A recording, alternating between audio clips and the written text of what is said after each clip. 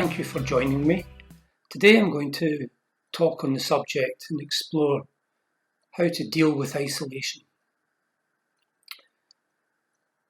Now, isolation is a classic human term, and I say that deliberately. Why do I call it that? We have to be very careful with words because they have more meaning to them sometimes than we think. And words can be slippery things. Different people can interpret them in different ways. So what does isolation mean? Isolation for many people is probably much the same as loneliness. Now, loneliness also has a connotation about being alone, but as we all know, you can be lonely in a crowd and you can be really, really happy on your own being alone. So what therefore is isolation and why may it be a problem?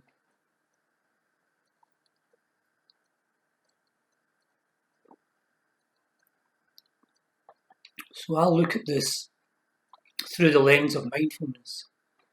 And just to recap for those who haven't come across mindfulness before, mindfulness is a normal, natural mental skill. But it's the skill that contains these traits that we associate with, wisdom, because it's about clear thinking, not reactive thinking or overreactive thinking. It's about remaining calm rather than panicking and maybe reacting in the wrong or unhelpful ways. It's about concentration, the ability to stay on the ball, to keep on track to where we really want to go, rather than, as often happens, things go into cul-de-sacs or dead ends and people get caught up in tangents. And mindfulness is also to do with compassion for others. So you're trying to see things through the lens of the whole picture. You're not just gut reacting from your own innate instinctive position. And part of that explains why I started with a re-exploration of the meaning of the word isolation. Now, in the coronavirus crisis, people are in lockdown, and some people are in lockdown with others, and some people are in lockdown on their own.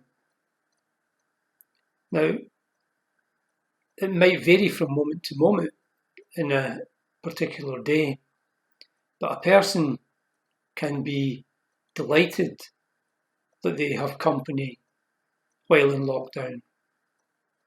Maybe at 10 o'clock they're getting on great. At 2 o'clock they wish they were on their own because they can't stand somebody's habits, or they've just messed up their schedule for the day because they want to do X and you wanted to do Y. So it's not as simple as saying being together makes you happier or being on your own makes you less happy, nor is it one way or the other all day long. And this goes back to the heart of another part of mindfulness, which is it's the present moment that counts. The past is gone, no matter how much you loved it, no matter how much you're bitter about it. It's gone. The future is stuff we think about, dream about, or worry about, but it's not here yet, so it's created in our head. But right now, here, in this moment, that's real. And then it's gone. And so there's another real that's just appeared here while I'm speaking to you. And it's gone. So there's now another moment. So moments go by. And if we don't live fully and well in them, then in a sense we've wasted them.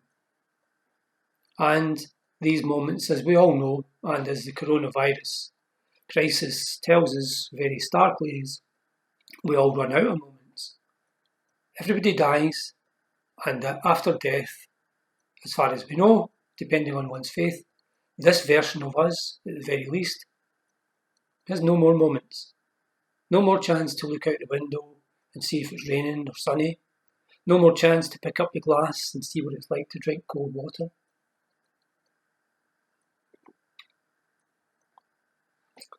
So mindfulness says,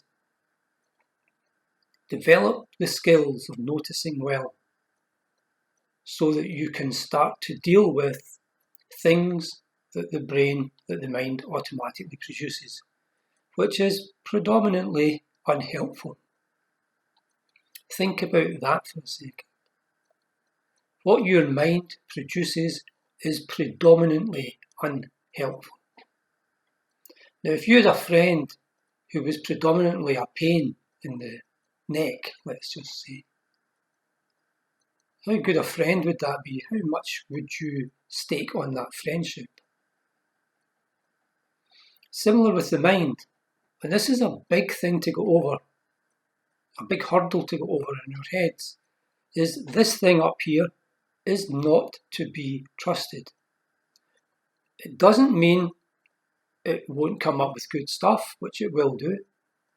Doesn't mean we can't use it well, because we certainly can. It just means that its automatic, instinctive, instant reactions to things tend, roughly on a 3-to-1 ratio, to be unhelpful, negative, sending us all in the wrong direction, constantly, and only roughly 1 in 3, or even 1 in 4, depending on the analysis, of our thoughts and our instant reactions are actually pleasant, positive, or helpful. So that's why we need the mindfulness to learn to notice the mind in real time. So how do we then apply this to isolation again? Well, isolation in the sense of feeling down, miserable, scared maybe even, when we're alone, or when we feel we have no connection with people, even if we're not alone. So you feel isolated. Isolated as in you've been put in a corner and there's no one to turn to. And many of the captives of terrorist movements have experienced this. Most famously probably Terry Waite.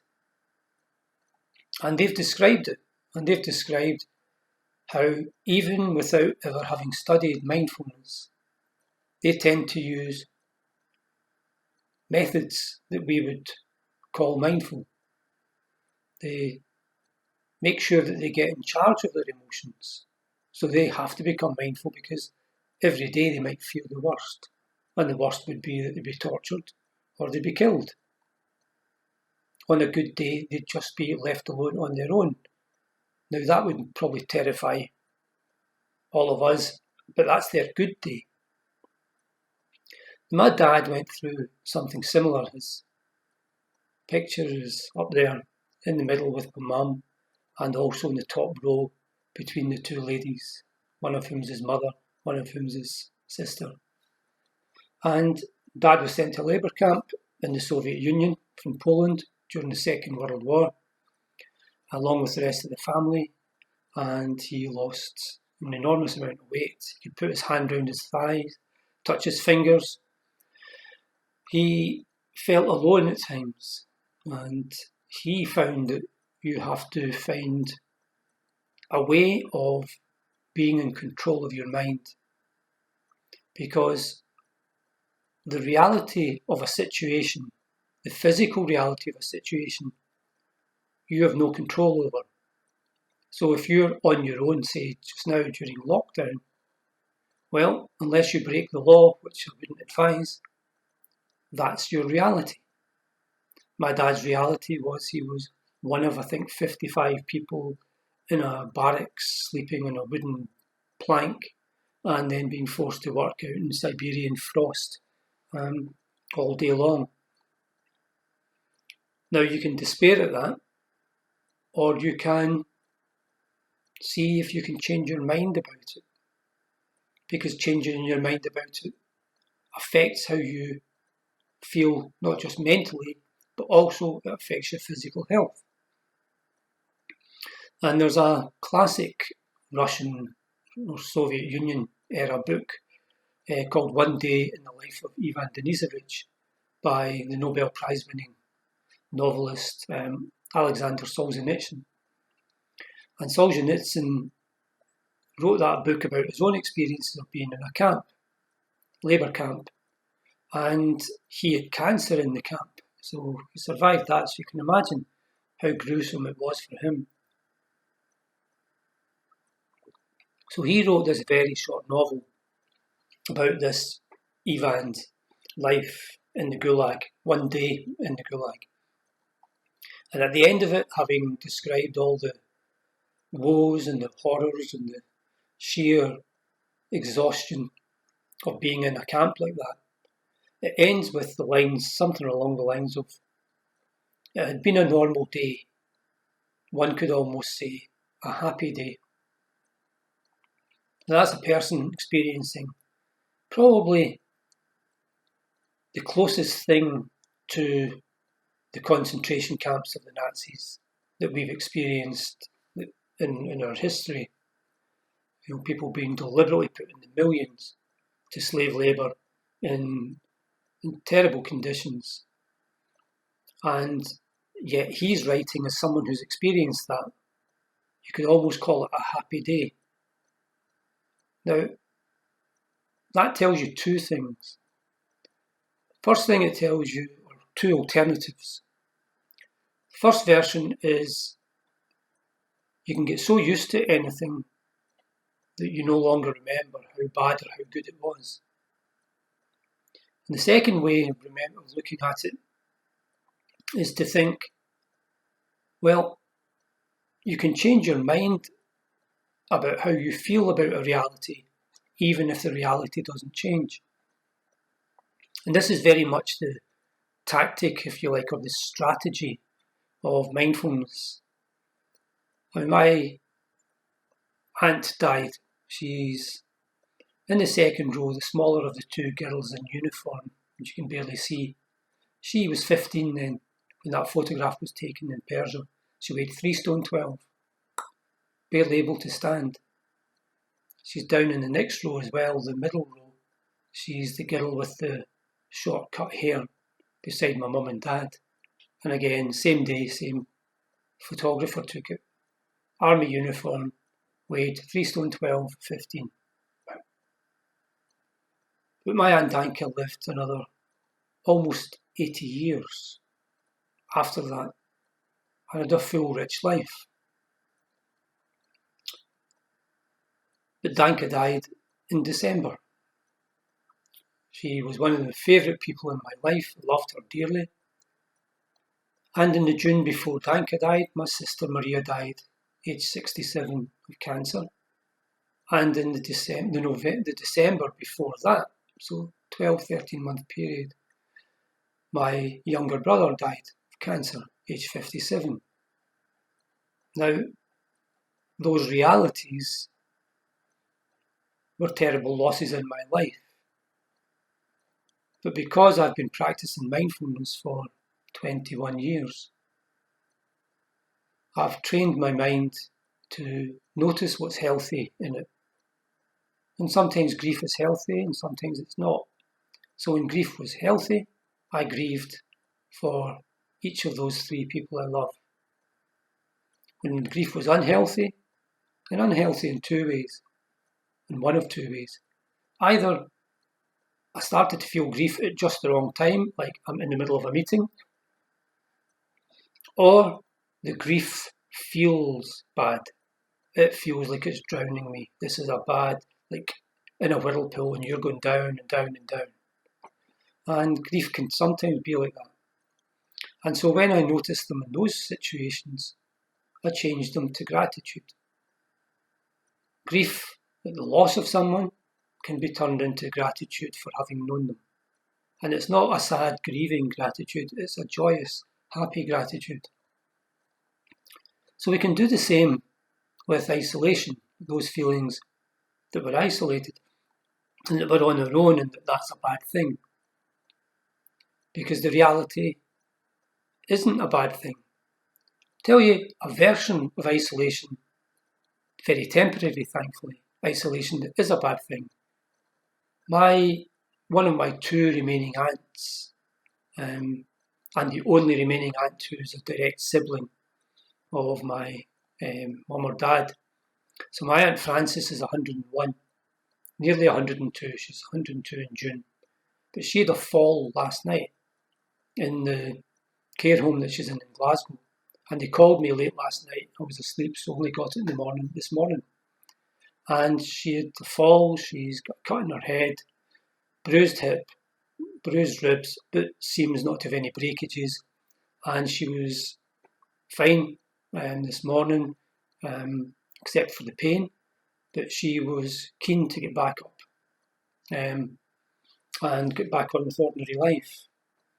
Now, is she isolated? She was for roughly 10 minutes, because this happened just after 8 o'clock, and at 10 past 8, one of the carers was checking up on everybody and heard her shout, and she helped her get up, cleaned her, etc. So, for those 10 minutes, my aunt was feeling isolation. She's fallen, she's hurt herself, she doesn't know how serious it is. She's 101 years old, she can't get up herself. She needs someone else to help her. So that was a very temporary thing. But once she had been tended to, the doctor came and fully gave her a check-out and determined that with some painkillers she would be able to go back to bed and go to sleep. And the following morning, no more isolation. She wanted to be part of the community she's in the care home. Now, so there are periods when you might feel isolated, and there are periods when you really are isolated. But most of the feelings we have of isolation are creations in our head. And we know they're creations in our head because usually they go. Sometimes you feel lonely. Sometimes you feel isolated. And you could be on the phone with someone saying, yeah, I feel really alone, don't feel good. And then you put down the phone and you start watching the television. You switch on to, let's say, one of my favourite films, Casablanca. And you start watching it, and now you're really happy watching a film you love. But what's changed? Nothing's changed in terms of who you're with, whether you're with someone, whether you're not with someone, or otherwise. All that's changed is your mind's view of what being on your own feels like. And you didn't create the feeling. Your mind created the feeling of isolation. In other words, it's a concept, it's a creation of your own mind. And that means we can do something about it. So, real reality, if you like, physical reality, you can't do much about. I mean, I am here in Hamilton just now, and I'm in lockdown. And even if I decided to break the law and I would go in the car and drive, it would take me an hour to get to England. It would take me an hour to get past Stirling towards Perth. It would take me an hour either to go to either coast, roughly. And I'm in an island. Eventually I'd run out of places to drive. So the reality in my life physically is bordered, it's constrained. The reality in your mind is never bordered except by yourself. So with mindfulness, we learn twin skills. First one is where the word mindful comes from. We learn to be mindful or aware or vigilant about what's going on, both in our minds and in the world around us. Mostly in the world around us, things are fine. I don't mean conceptually again with coronavirus and all that, and you could say wars and terror and all that things going on in the world, that's true. But in our lives, generally speaking, right now, day to day, things around us physically in the external world are usually okay. The worst it gets is if the rain starts pouring down and looks miserable outside. But notice that we can't change the reality of what's outside. What we can do is make the most of it. And we've got 5 senses, or up to 5 senses. Some people are impaired with lack of some senses. But when I go for a walk, my walk during the coronavirus lockdown, my walk of the day, I do it usually early morning, and I can hear birds sing, and it's beautiful. I could be thinking about the fact that I'm in lockdown and feel miserable, but that's a creation of the head. Instead, I try to notice things in the world around me that lift me, that make me happy. And I've been doing that for some time, and it works. It makes you feel great. You feel really, really good and connected to be alive. Now, in that walk, I'm on my own, and you could say I'm isolated. But I don't feel isolated. I feel great with being alive. I can see the sunrise, I can see the trees, I can see the buds coming in the trees, I can hear the wind going through the trees, and the wee pathway that I walk is close to a burn, so I can hear the gurgle of the stream. Oh, and I'm on my own, and it's great to be on my own. I could be isolated all the way through that walk. And if I'm isolated, I don't hear the birds, not really. I don't hear the burn, not really. I don't see the trees, I don't hear the wind, I don't feel the wind, beautiful and clear and fresh in my face. And you miss it. But with practice, with training, as we do in mindfulness, we change our mind. We notice what's going on inside our head that's not healthy, and we simply take our attention somewhere else. So if I'm feeling down and isolated, I can literally pick up this glass, and even before I sip it, I can look at the glass and see the beautiful reflections of the blinds in the sunlight on the glass just now. You can see, just now when you turn it and you see it, look at that. Look how that changes. Very artistic, a really good artist could do a lovely still life of that in my hand holding it. And that's not even the beauty and the feel of touching it with my fingertips. Fingertips are amazingly sensitive, as you know. And that's pleasant. And I haven't taken a drink of it yet, and I need a drink of it.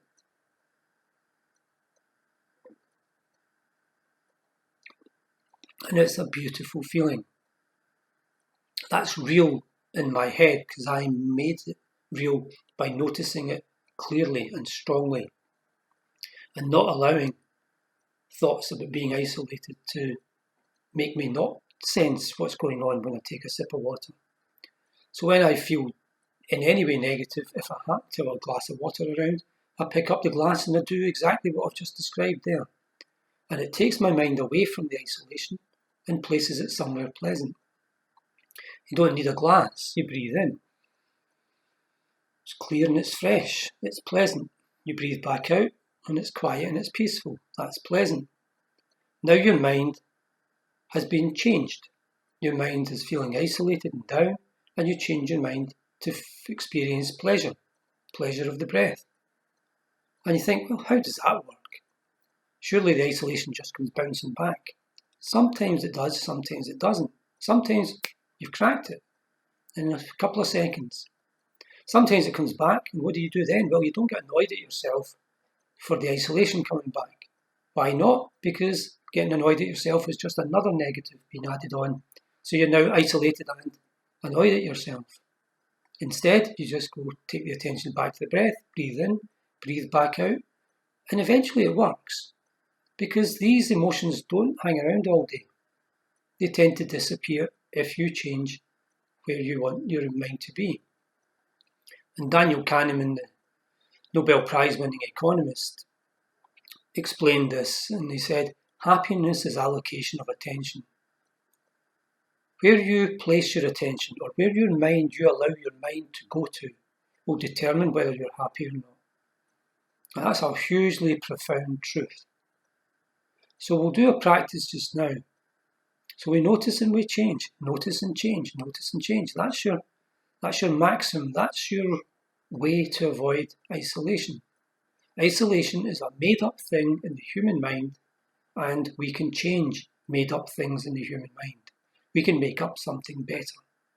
And making up something better is as simple as noticing the breath, noticing your feet on the floor, noticing what it's like to hold a glass and drink some water, notice what it's like to have cotton lovely and soft on your skin. Notice what it's like to have your family heritage behind you in a photograph. Allocation of attention. Notice, let go, take your attention somewhere better. That will get rid of all isolation, all the time, if you get good at it. And to get good at it, you need to practice. So let's do a practice.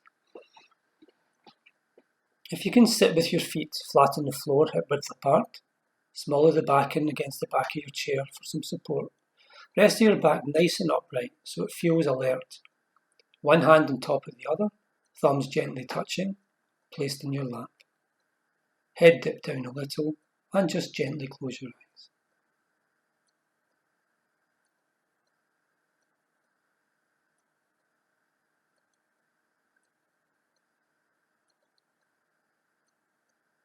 Just allow yourself 30 seconds to a minute just to get accustomed to the quiet once I stop speaking. And just allow your mind to go anywhere it wants. But you keep an eye on it now.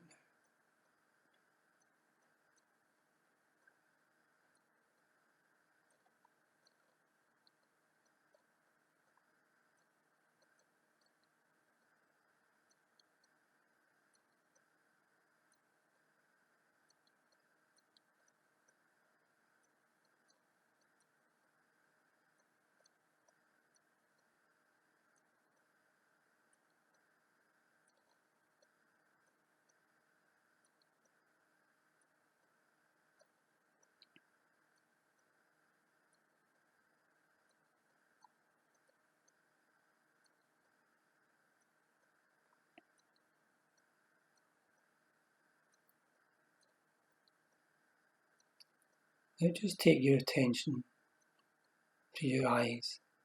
So we're going to be mindful of a part of the body just now. Allow your attention to very gently and slowly start to look around the eyes. You're trying to see and to notice just how your eyes feel just now. And a person's eyes can be anything on a spectrum from very tired and drained, maybe even sore, all the way through to feeling absolutely bright and alert. And your eyes will probably be somewhere along that line, maybe a little closer to the tired eyes than the bright ones, because that seems to be the most common situation people find when they look. So don't worry if your eyes are a bit tired, even a bit sore or weary. I think it's probably just a combination of two things. One is we spend an awful lot of time now staring at screens, whether that's TV, laptops, tablets, phones. And those require very close-up focus by the eyes, which can be a bit straining. And they're also very bright, and the eyes aren't used to that kind of light compared with, say, sunlight, natural daylight.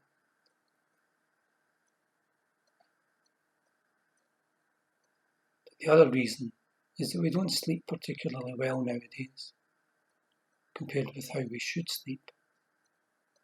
And therefore the eyes are innately tired most of the day.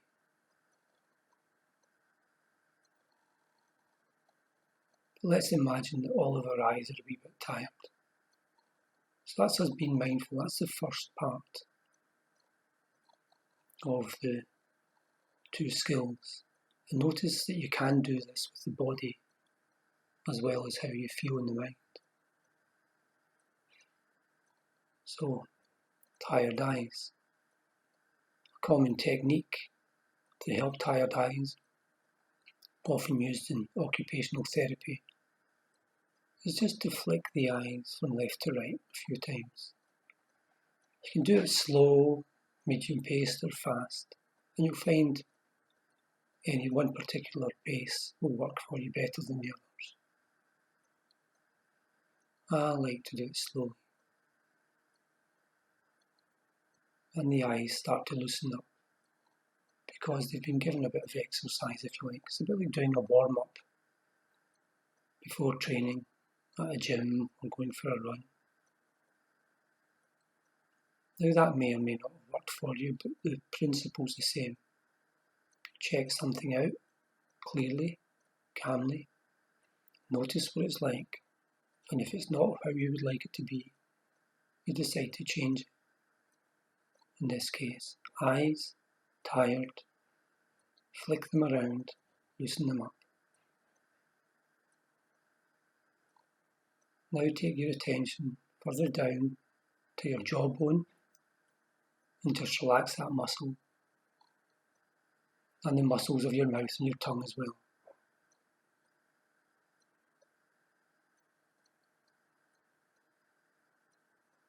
Now your whole face feels rested and relaxed.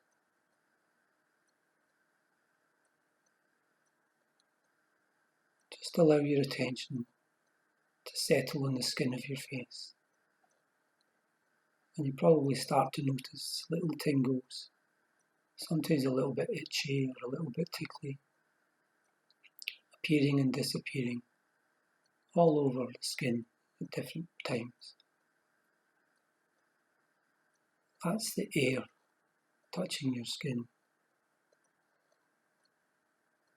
We tend to live in a mental void, if you like, where we think that between us and, say, the wall or a bookshelf or a TV, there's nothing. But that space is completely filled with air. Just as well for us, because we'd die if it wasn't. But there isn't such a thing as an empty room. Every room is always completely full. And with mindfulness, we start to notice this because we start to feel the air in the room on our face when we make tiny little movements, even when we sit still like this. And we start to appreciate the air, appreciate what it does for us, i.e. keep us alive. And we can start to feel the connection between us and the air. We can feel it in our fingertips, feel it in our hands, feel it in our neck, feel it in our hair.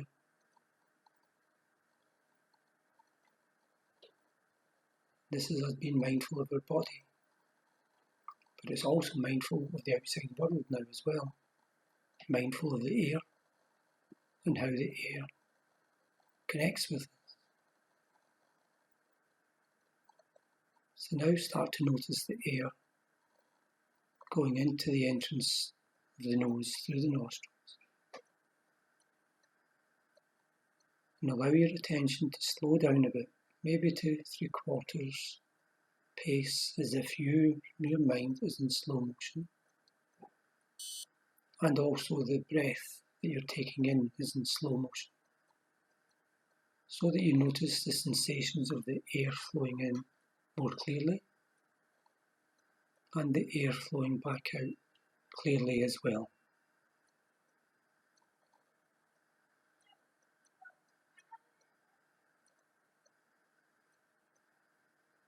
As the air flows in, it feels fresh and clear. And as the air flows back out, it feels warm and peaceful. Now just notice these sensations moment by moment by moment So it's in your mind, it's something like clear, clear, clear, clear, clear, clear, clear, clear, clear, peaceful, peaceful, peaceful, peaceful, peaceful, and so on. Any time your mind gets distracted from the breath, you don't get annoyed, you just take the attention back to the breath and enjoy it again. These are pleasant feelings, pleasant sensations. Just notice them and enjoy them. And when the mind wanders, you just bring it back. Normally, the mind will wander to thoughts or sounds. Occasionally, maybe to you physically shuffling to get more comfortable. As soon as that happens, it's okay to move. Just bring the attention back to the breath. Similarly with the sound, try not to get caught up if it's an ongoing conversation or sound of traffic going by for 10 seconds or so. Just notice you've been dragged away with the sound and take your attention back despite the sound. Same with your thoughts. It's alright to have thoughts because you can't stop them popping up anyway, but once they start, just let them go. Same with emotions and feelings. And in this way, we deal with anything, including isolation. So now, just for 2 or 3 minutes on your own, notice the air flowing in and out. Just enjoy it. Keep your attention clear, but light.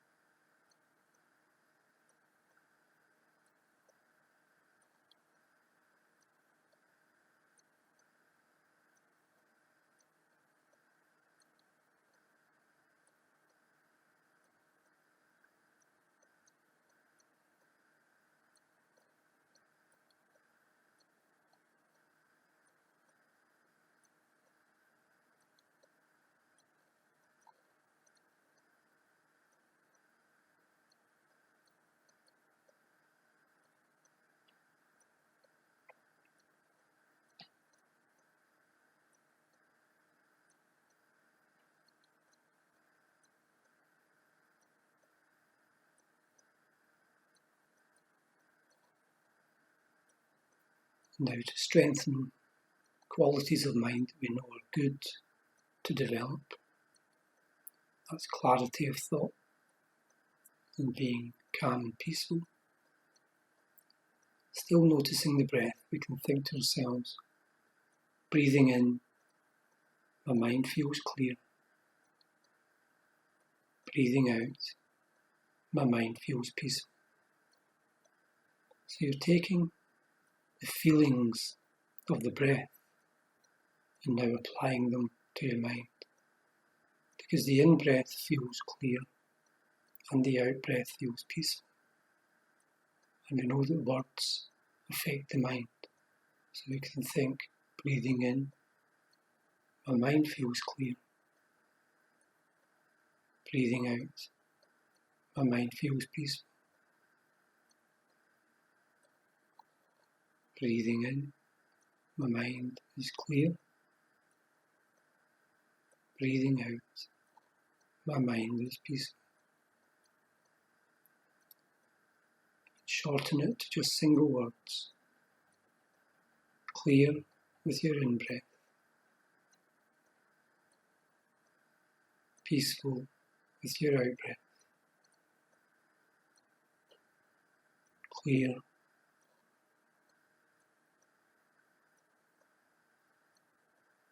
Peaceful.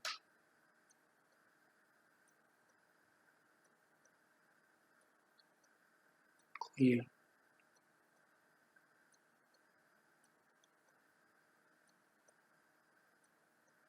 Peaceful.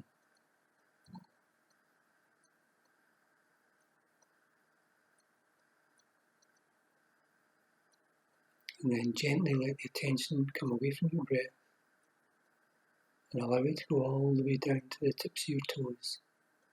And notice how your toes feel. Maybe a wee bit warm, or stiff, or numb. So if you want to, you can start to gently loosen up the toes, becoming aware of the balls of the feet, and the soles and the heels of the feet, and both sides of the feet and the tops of the feet. Still being mindful, you're noticing all this, how it feels. Then you can lift one foot at a time and start to loosen up the ankles. And that feels really good. You can loosen and stretch the Achilles tendons at the back as well. Then just allow the feet to go back in the ground in a way that allows your calves and your knees to relax. And then allow the long, strong muscles of the upper legs just to rest into the chair. So that your thighs, your knees, your calves, your ankles, your feet, your toes, all feel loosened and rested. Just notice them and enjoy that.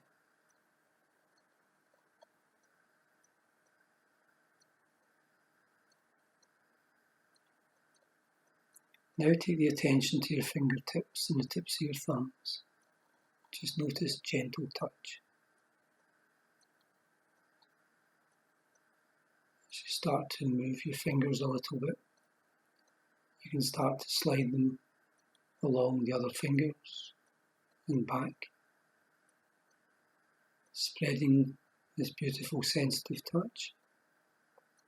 And eventually you can take them further so that you start to feel the palm of the hands and the back of your hands, as if you're washing your hands in slow motion, feeling all the sensations of touch with each of the fingers. And then you can relax the wrists, loosen them up, and then just allow the long, strong muscles of your lower arms and the upper arms just to sink into down towards the ground, so that your arms, your elbows, your wrists, your hands, your fingers, your thumbs all feel loose and rested, just like your legs, your feet, your toes.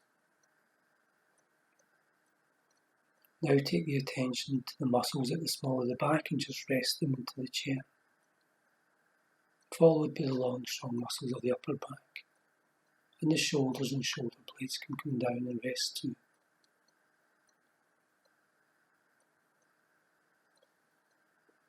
And then to your neck, and be careful with your neck. It stiffens quickly, sometimes can get a wee bit sore. So just try out tiny little movements in different directions going round the neck. You start to find that some areas free up very easily, in which case just allow them to go to the full extreme without being sore. Miss out the difficult parts, the painful parts. And as you find your neck starting to loosen in other directions, that tends to take care of the stiff areas as well, without you having to confront them directly. And the neck starts to feel loose and good. You can finish loosening the neck by gently turning it one way as if to look over a shoulder, just stopping where it begins to tighten and then holding it there. Feeling not uncomfortable, but a wee stretch. And we hold. And then softly, carefully back to centre. Keep it turning, we do the same at the other side. Feel the stretch, feel the benefit, but it's not sore. And we hold. And then slowly, carefully back to centre. Finally to your eyelids. I'm giving them a minute or two, there's no rush, but when they're ready, just allow yourself to find your eyelids slowly and gently start to open. And as you do, keep your eyes downward gazed and unfocused. Away from the screen for as long as possible as well, so you don't get hit by the glare. And just trust the eyes to return to focus when they're ready. This is usually very peaceful last few moments of the practice, so enjoy the quiet and the tranquility of it.